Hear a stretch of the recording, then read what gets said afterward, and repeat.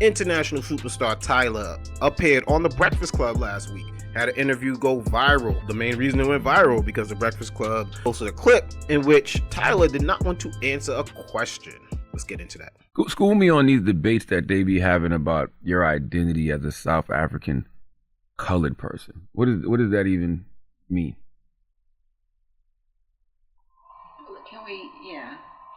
Can we not? Por favor. Oh, I like that. We keeping that in the interview too. I like when they talk from the back and say we can't. I like that. That's good. That's even better. All right, Tyla. Wasn't that bad, was it? No. Good? I'm good. Why you guys? We got some more because the label. I want you to know this for other interviews, right? Okay. When they go in and they tell like the interviewers what to say and what not to say, this and that, that's what makes it awkward. Yeah. I'm not. Are you awkward? No, I'm not awkward. Mm-hmm. You want to see all the questions they told us not to ask? Yo, leave her alone, man. Stop this it. one must leave the room. Stop it.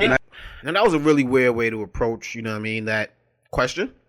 But I'll give y'all some back knowledge on it. I guess in South Africa, where Tyla is from, she identifies as colored. Now, it's spelled a little different than how we spell it here. It's got a U in it. But it's a term that she grew up using. Over here, colored is a term that we don't like. Other than the NAACP, for some reason, keeping it in their title, black people do not rock with the term colored.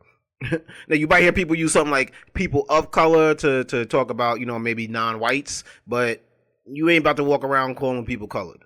That don't fly here. South Africa apparently doesn't fly either. They say it's an outdated term. It's something that they don't use anymore. But apparently Tyla grew up using this term. So when Charlamagne asked her that, she just didn't want to get into it, which I can understand why, because there's a confusion between how it's used in America versus how it was used in Africa. But either way, it's still a term that I think is catching her flack. It's also something that she addressed in April in her cover story in Cosmopolitan magazine when she said, when people are like, you're denying your blackness, it's not that at all. I never said that I'm not black. It's just that I grew up as a South African knowing myself as colored.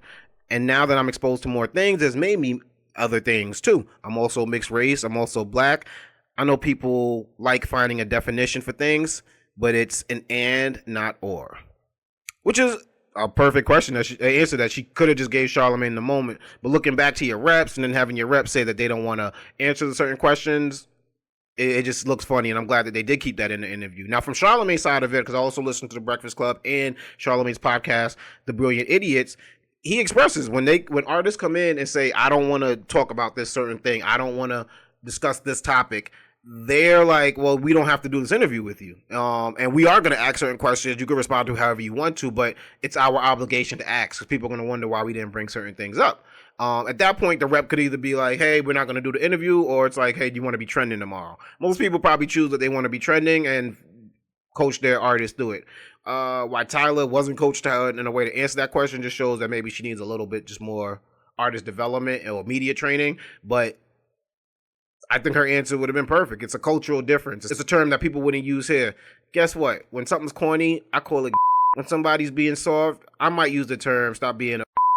You know what I mean? I can't use that on camera. You know what I mean? I couldn't even let y'all know what I just said just now. And the fact of the matter is, even though y'all didn't hear me, y'all filled in your own blanks. So maybe there's some terms in our own lives that are kind of outdated, but we grew up using, and we know we don't mean it in a bad way. And it's possible that she doesn't mean that in a bad way. But you're going to have to get good at explaining, because when people are asking a lot of questions about a certain thing that might be confusing, turning back to your reps and asking for help looks wild. I would have thought, I knew Tyla was young, but she's a Grammy winner. She's had a single that, has climbed the charts. I would have thought that she would have been past the phase in her career where she wouldn't be able to answer certain questions. Shout out to The Breakfast Club for showing that, And it honestly, it helped her, it put her to the table because she had to release a statement afterwards. Let's get to the statement. She took it to X, where everybody goes where they make their official statement and said, never deny my blackness. I don't know where that came from. I'm mixed with black, Zulu, Irish, Mauritanian, I might have pronounced that wrong, Indian, and colored. In South A, I would be classified as a colored woman, and in other places, I'd be classified as a black woman. Race is classified differently in different parts of the world. That's another thing, too. If being mixed race, it probably would have given you, I don't want to say leeway to use that term, but I think people would have understood it. Be like, oh, okay, she's not only black, she's not only what we know her to be from the continent of Africa. She has Indian in there, she has Irish in there. So if anything, she's supposed to have pride for those cultures as well. So maybe that would be why she doesn't want to use the term black, but would rather use something that shows that she might be a hodgepodge or a melting pot of different cultures all in one person. So I understand that. I get it. And y'all gonna have to make sure that she's, got her finger on the trigger when next time that question comes. Perfect Talk is what it do. It's your guy DJ Playboy holding it down for the Perfect Talk podcast, man. Thank you so much for checking out this short clip. If you like what you see, go check out the full episodes right there. Also hit the subscribe button, turn them notifications on, hop in the comments, baby.